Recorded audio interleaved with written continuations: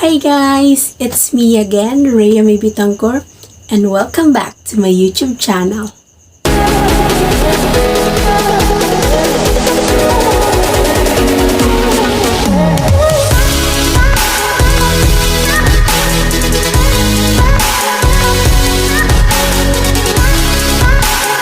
So for today's video, I'm going to share my reaction, insights, and learning about this video, which is entitled Fireworks Dreamweaver Menu Button by Mr. Romulus Callos. If you guys want to learn about Adobe Suite family like Adobe Flash, Adobe Fireworks, and Adobe Dreamweaver, you can visit the YouTube channel of Mr. Romulus Callos, and don't forget to like and subscribe.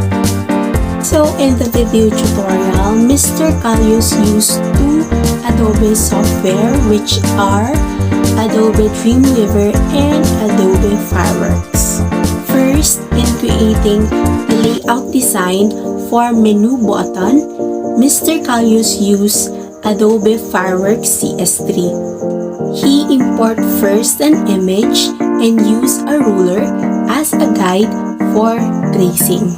Take note, it is important to create a layer in every element that we're going to input, considering that it allows us to edit and modify a certain element that we're going to input. Adobe Fireworks works well in creating bitmap, JPEG, and vector images that used to create interactive graphics and website prototypes. Of course, in layouting and designing, it is important to know the tools that we're going to use as well as the shortcut keys for us to create faster and save time and effort. In tracing the layout for menu button, Mr. Callos used a pen tool. Pen tool allow us to create shapes and paths as well as to edit existing shapes by adding anchor points. So in creating the menu button template, Mr. Callos used Adobe Dreamweaver to link the menu buttons. To create that, Mr. Callos imported the image, which is he created in the Adobe Fireworks, and select the rectangular hotspot, which is located in the Properties Inspector. And simply copy and paste the rectangular hotspot tool to the menu buttons.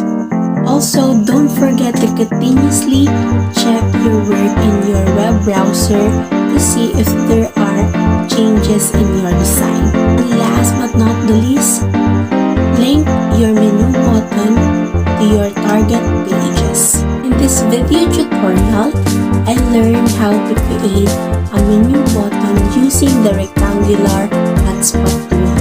As a pre-service educator who's majoring in technology, I learned that we need to continuously practice using this software if we really want this to master, considering that it will give us skills that we can use and share once we will going to pursue this kind of field.